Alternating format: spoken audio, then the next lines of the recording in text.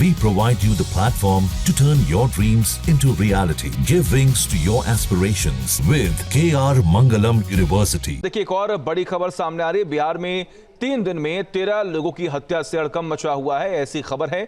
और बिहार में आज 6 लोगों की हत्या हुई है। ये आंकड़े आप देख पा रहे हैं कि पिछले कुछ दिनों में किस तरीके से बिहार में कई लोगों की जान गई है।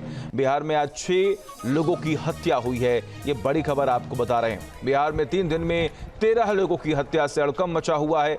लॉ एंड ऑर्डर को लेकर भी तमाम बड़े सवाल खड़े किए जा रहे हैं। सरकार को लेकर कई सारे प्रश्न चिन्ह जो हैं वो खास तौर पर लॉ एंड ऑर्डर को लेकर खड़े किए जा रहे हैं कि आखिर बिहार में क्या हो रहा है।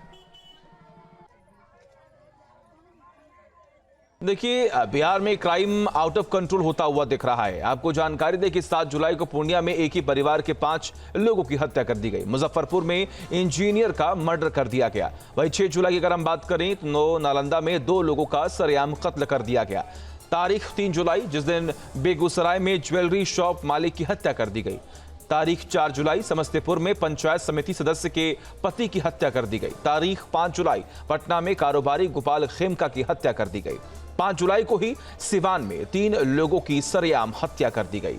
ये पिछले 5 से 6 दिनों के आंकड़े हैं, जिस दिन किस तरीके से लगातार हत्याएं बढ़ती जा रही हैं। उत्कर्ष हमारे साथ लगातार बने हुए हैं। उत्कर्ष, इसी साल अंत में चुनाव भी होने वाले हैं बिहार में, और उससे पहले ऐसी घटनाएं जो लगातार क्राइम का जो ग्राफ है वो बढ़ता हुआ दिख रहा है, कई सारे सवाल खड़े हो रहे हैं।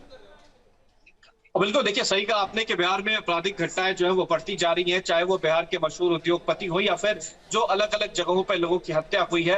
केवल पटना ही नहीं, पटना के अलावा पूर्णिया में आज देखिए 5 लोगों की हत्या हो गई। तो कहीं ना कहीं सवाल जरूर खड़ा हो रहा है। उस सुशासन की बात पे सवाल खड़ा हो रहा है जिसको लेकर 2005 में नीतीश कुमार सत्ता में आए थे, और महज 20 साल बाद आज उसी सुशासन पर इस तरीके के सवालिया निशान खड़े हो रहे हैं जैसे नीतीश कुमार से अब बिहार नहीं संभल रहा हो। देखिए, एनडीए की सरकार जरूर है बिहार में, लेकिन आए दिन आपराधिक घटनाएं जो है वो बढ़ती जा रही है। लिहाजा अब सरकार की एक टेंशन बढ़ गई है, क्योंकि बिहार में विधानसभा के चुनाव भी है और उससे पहले इस तरीके की आपराधिक घटनाएं जो बढ़ रही हैं और ग्राफ जो है वो बढ़ता जा रहा है। और ये जो बिहार में इस वक्त लगातार क्राइम का जो ग्राफ बढ़ रहा है, कहीं ना कहीं आने वाले वक्त में इसका असर चुनावों पर भी देखने को मिलेगा। बिल्कुल, देखिए पूरी तरीके से एक बड़ा मुद्दा जरूर बन जाएगा और विपक्ष इसको पूरी तरीके से बुलाने की कोशिश कर रहा है।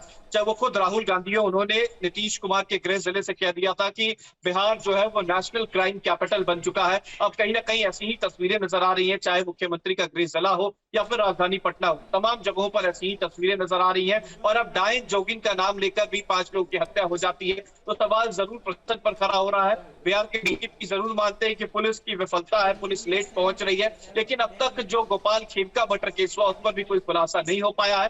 डीजीपी ने खुलेआम कहा है कि बिहार पुलिस जो है वो लेट पहुंची थी, पटना पुलिस की लेट पहुंचने की वजह से जो कार्य है वो जरूर धीरे हुआ।